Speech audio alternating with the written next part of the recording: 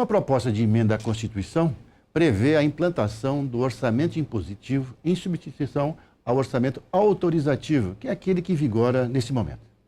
Aqueles que são favoráveis à PEC, a proposta de emenda constitucional, consideram que a sua aprovação vai garantir que as emendas anuais dos deputados terão a garantia quanto ao seu destino. O deputado Paulo Folleto, do PSB do Capixaba, do Espírito Santo, vai falar sobre esse assunto. O Palavra Aberta é transmitido também pela Rádio Câmara FM. As pessoas, acho que é bom até a gente explicar bem para o nosso telespectador. O que é isso, né? As pessoas vão falar orçamento autorizativo, orçamento impositivo agora, né?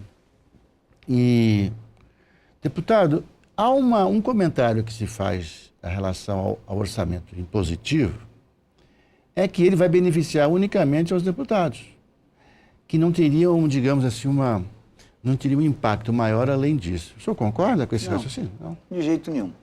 Como é que está hoje?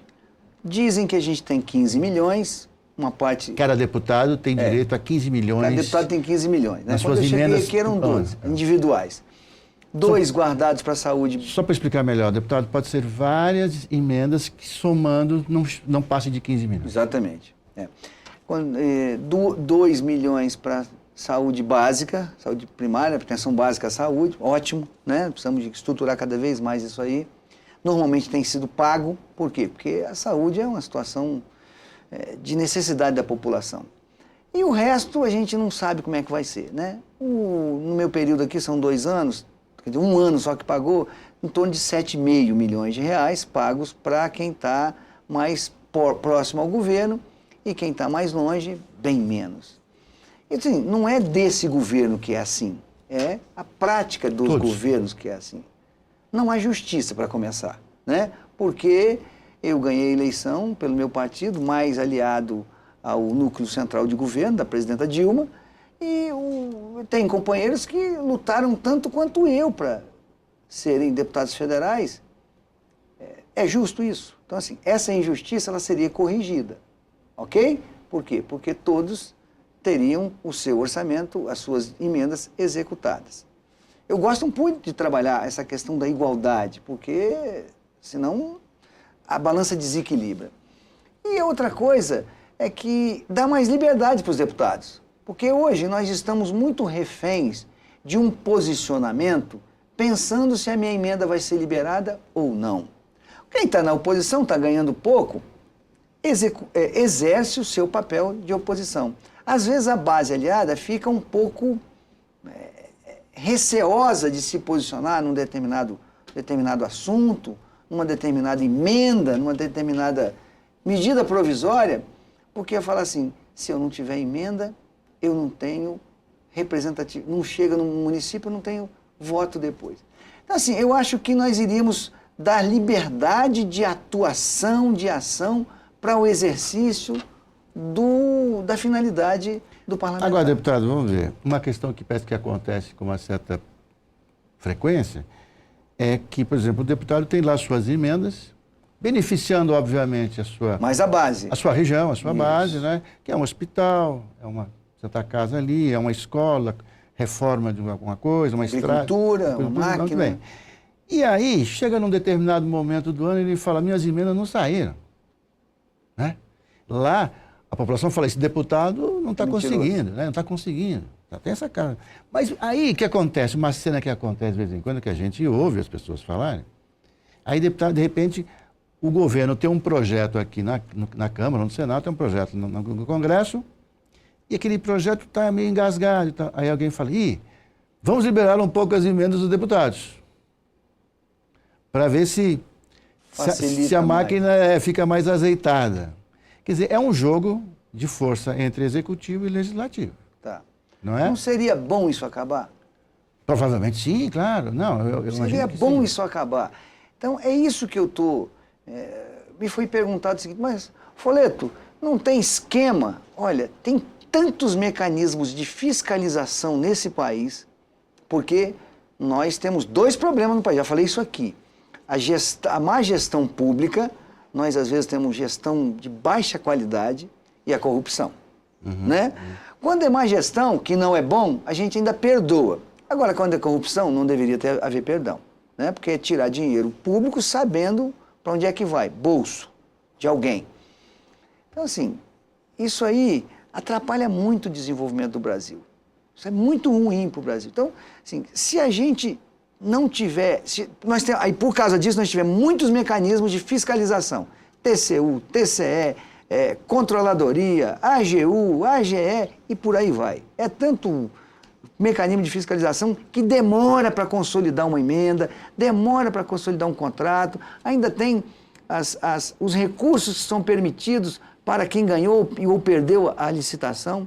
Assim, por causa da corrupção, nós tivemos que botar esse monte de mata-burros e quebra-molas para fiscalizar, o que é corretíssimo. Claro. Então, assim, eu acho que não... Com esse monte de mecanismo, só tem esquema se houver anuência, ou omissão, porque há muitos mecanismos de fiscalização da aplicação do recurso público. Deputado Paulo Folleto, eu vou continuar um pouco nessa linha, assim, de provocativo, mas no bom sentido. Tá? Sem problema. Claro. Por exemplo, já se comentou inúmeras vezes que é sobre a natureza das emendas dos deputados. Por exemplo, nós estamos aqui na Câmara dos Deputados. A natureza das emendas. Aí alguém falou assim, mas você vê, tem emenda para show, tem emenda para obra assistencial, também, algumas dúvidas. Ou seja, essas ginásios de esporte, bom, ginásio de esporte é uma coisa... esporte é bom. É bom, fundamental, menos para a garotada, para as pessoas praticarem esporte. Precisando disso. Mas, o senhor não... O que o senhor acha quando se faz esses comentários, por exemplo, que houve emendas para show mesmo, houve emendas para... Né, eu, quando cheguei, coloquei emenda para ambulância. Tinha recém terminado... Não, já tinha um tempinho o episódio dos sanguessugas. Sim. Aí foi proibido. As emendas que eu tinha colocado para ambulância tiveram que ser trocadas. Então é aquele negócio, tem um monte de mecanismo de fiscalização. De vez em quando escapole um. A de show, eu acho que, como as coisas que são intangíveis, ou a mensuração é muito variável, quanto vale um show do Zezé de Camargo e Luciano, da Ivete Sangalo e de um artista mais simples. Então, isso aí foi bom que não pode mais. Então, não assim, pode mais. Cortou isso. Não pode. Cortou isso, assim como cortar emenda para ambulância, depois do esquema do sanguessuga. Então, assim, esses desvios, ao serem detectados, os ministérios, ou o próprio núcleo central de governo, dizem, aqui dá problema, vamos revisar. Ou a própria determinação dos órgãos centrais de fiscalização, AGU, TCU, eles estão aí para nos ajudar nesse sentido.